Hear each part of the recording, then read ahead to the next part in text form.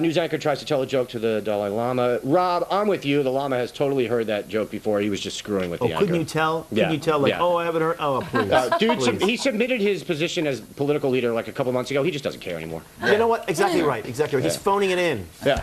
Plus, He's phoning his holiness in. I was out with the Lama back in, I think it was like 1987. Yeah. He tells the filthiest jokes. No, that's it's amazing. Makes Gilbert Gottfried sound like Mother Teresa. Absolutely. It's amazing. I don't believe that. He does good Sam Kinison, though. Dude, he's got some good Sam Kinison stuff, the old stuff. Also, total racist. Oh.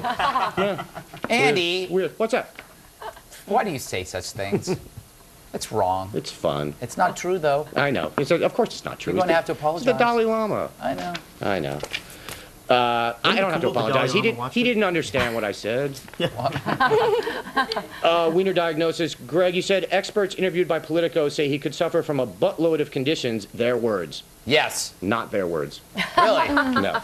You know, I did think that was strange. Yeah. Yeah. Whoever wrote that did you wrong there. Well, you know what? I'm having a problem with our writing staff. We need to get all of them together tomorrow. Absolutely. We'll probably have to use the cafeteria because there's so many. Yeah, or a closet. What? Or a closet. Are you inferring somebody's sexuality? No, I would have been implying. I saw the camera moving to me. I just like, all right, here it comes. Here it comes. Yeah. I would have been implying. You would have been inferring. Oh. Yeah. Oh, thank you. I forgot that you still have your grammar hat on. Yes, I do. Yes, I do. It's very pointy. Yes, it certainly is. And lastly, Lauren, you said if being in love with looking at yourself in the mirror is a condition that requires treatment, please point you to the nearest rehab clinic. Guys, should we tell her why she's really here tonight? This is an intervention. Guys! Lauren, everybody here loves you. And I think everybody would like to say something. Bill, did you want to go first? I actually don't know why I'm here, Lauren. I'm both an enabler and your dealer. And I think I'm going to make a quick exit. Wait, Is it a crime to be in love with yourself? Lauren, your addiction has affected me in a following number of ways. One time, I can't read this. One time you parked my car in the middle of the street with the keys still in it. To be fair, we thought more people would show up at the intervention. Yes. It turns out they just want you to be drunk all the time. Yes. Yeah. They don't love you. You're so much tolerable that way. You're so much fun that way. They only love fun Lauren. Yeah. Not the real Lauren. So not the real Lauren. They hate the real Lauren. And let's face it, after a few pina coladas, you're a lot easier to make out with. No kidding. Thanks, guys. No, the Navy thanks you. Just It's after good to know people care. Bill, after a few pina coladas, you think the fern in the corner is Lauren. That's the problem. The what in the corner? The fern. What's happening in the corner? The fern. Yeah, nobody heard it. Yeah. Is that a metaphor? No, it's not. All right, are we done here? We're done. Okay. Yeah. Go, Andy. Coming up, should the homely be allowed to breathe? Lauren Sivan discusses her new book, Hey, Ugly People, Stop Breathing Already. Seriously. Yes. But first, the bride has a change of plans, while Hugh has a change of diapers.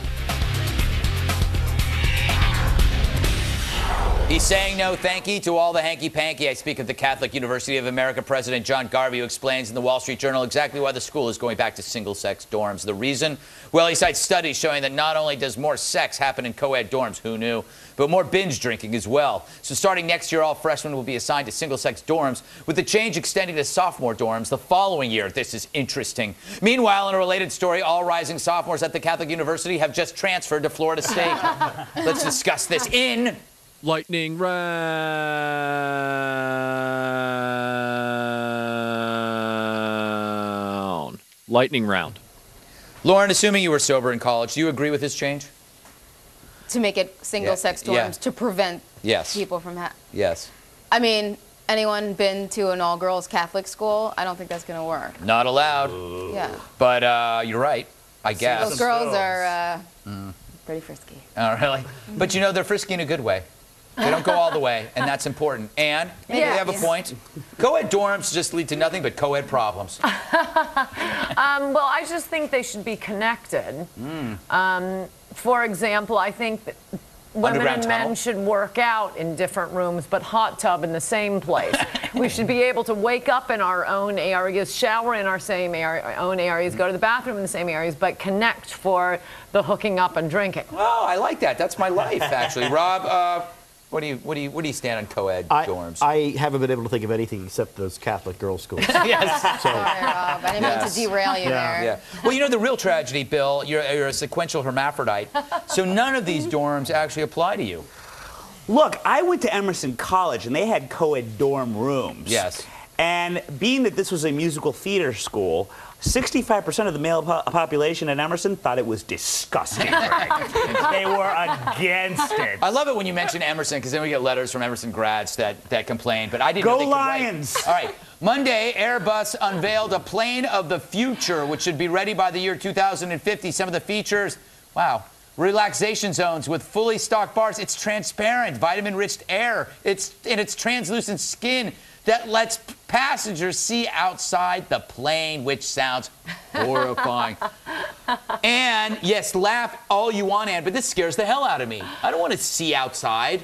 Oh, yeah, and birds flying in Yes. with the propellers. Yes, but now they'll be able to charge for the vomit bags. Ah, very good, very good. Rob, what are the chances this actually happens? zero chance. It's not going to happen. You can see by looking at the little cartoon they're showing right now. That doesn't even look real. It doesn't look real. It's not going to happen. You know why? Because that might be nice. Yeah, And we it- can't have anything nice. We can after what you've done. You know, it looks like a floating theater. It kind of scares me, Lauren. And by 2050, you will be 98. Will the rest of us be In around? my prime. Yes. This looks a lot like Andy Levy's rumpus room It for anyone does. that's ever been. I mean, it's weird when he calls us passengers there. But we are wearing harnesses, but it's very similar. It really is. Very similar. And then he has the little cats coming down from the top. That's right. Like dancing in front of You can you. wear them on your head. Yeah. Bill, you won't be alive this time next week, so technology is pointless to you. Yes, but I do have one thing that I love, you being miserable.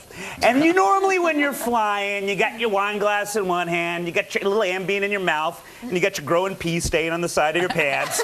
But when you're looking outside and all you see is what's around you, none of that's going to help you. None of it's going to help you. It's true. Yes. And anyway, I don't mix Ambien with wine. I'm not that dumb. The beer. Okay. 5 days before her wedding to Hugh Hefner, 25-year-old Crystal Harris has called it off. On Tuesday, Hefner tweeted, quote, he tweeted, "The wedding is off. Crystal has had a change of heart." Rob, what do you make of this? Look, maybe she just got tired of introducing herself to him every 15 minutes. Terrible. What exactly did he tweet? It looked like a picture of a raisin. I'm not really sure what that was. What it was. But either, ladies and gentlemen, I'll be here all week. Yes. And he's 85. Isn't this a dumb move on her part? Because she wouldn't have to wait that long for the will. Right? No, I know. And, just when you think there's going to be finally a wedding with a happy ending. Yes, exactly. It's a tragedy. You know what, Lauren? It's a tragedy for all of us. Really, I mean, if they can't make it, Who right? can? Who can? Who can? The good news There's no is hope for love. he's going to marry the standing lamp that's next to his day bed. He thinks it's mid-September, so he's happy. Bill, as a former playmate, what do most of the girls do after they break up with Hef? Leave. Yes. And cry and move into another apartment, but it's only one bedroom. Yeah. And it's very crowded. Yeah. You know the original tweet before they edited it was, "The wedding has been called off. Crystal is sobered up." Yeah. Because you can get as many millions of dollars as you want to Gollum from Lord of the Rings, Yeah. but you're still sleeping with Gollum from Lord of the Rings. Yeah. Don't knock it till you've tried it.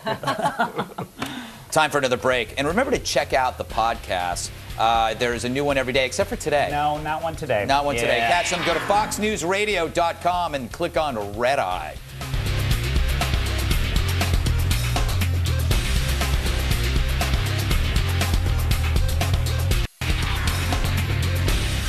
So, as you know, this is the 1,000th episode of Red Eye, and we couldn't have done it without the hard work of our robots. Anyway, we thought we'd ask what their favorite part of the show is. Robots? Well, Greg, our favorite part of the show has nothing to do with you. We think the halftime sponsors are clearly the only highlight of this nightly train wreck. In fact, the rest of the robots and I have prepared a little sponsor montage. Todd, can we roll that clip, please? Tonight's halftime report is sponsored by Baby Cheetahs, Holiday Penguins, Implosions, Rockets, Volcanoes, Dave the Goose, Fruit, The White Kiwi, Pointy Boots, Innovation, Microwavable Pizza, pie, ducklings, wrestling, toilets, 1991, power walking, donuts, catapults, potholes, Ted the Inappropriate Turtle. Thanks, Ted the Inappropriate Turtle. You know, we have some of the most colorful sponsors. We really do. We do. It's Yes. you know, you don't see that on Hannity. And and also some of the most contagious sponsors. That is true. I've caught a lot of Yes. things from them, and I'm proud to say that I've let them fester. Yeah. Why get rid of something you love? You know? Don't set them free. All right. And of course, we couldn't leave out the best fans in the world. We asked Red Eye viewers via Twitter what they're going to be doing to celebrate tonight's 1000th show, and here's what you said. Patrick Haley wrote, sleep like I did for episodes 1 to 999. Why mess with success? Congrats. Kind of a jerk, Patrick. Wow. Kimberly Cook writes, I will take a red eye to NYC, stand outside News Corp, and shout, Griffins suck 1,000 times. That's delightful. Sean Steele, to celebrate Red Eye's 1000 episode, I will be burning a copy of the New York Times and watching videos of kittens. Nice. Thomas Wormington, must have been rough with that name. I'm watching upside down in a mirror, laying on my right side with one eye closed. I might put on the TV on the left side, real close. Man after my own heart. Anthony Bialy writes, I'm going to spend the 1000th red eye in the show's spiritual home, Bryant Park. Yes. You know the secret knock. Of course I do. Trevor Fulton writes, lotion, lots and lots of lotion. Don't know what that means. Cats Politics writes, I'll watch the 1000th red eye surrounded by cats in shorty robes, and I'll light a candle for Gunnar. That was my stunted half-brother. Just like every other night. Bryce writes, here in the tiny island nation of Hawaii, we will sacrifice a virgin to the volcano gods in Red Eye's honor. That's nice. Very nice. All right. So I think we're going to close things out. What do you guys say? Boo. We don't have to. We can do the show all over again. Yes. You want to do it all over again? I got nothing to do. All right. Shut it down. We're going to close things out with the post-game wrap-up from TV's Andy Levy to see clips of recent shows. Go to foxnews.com/redeye.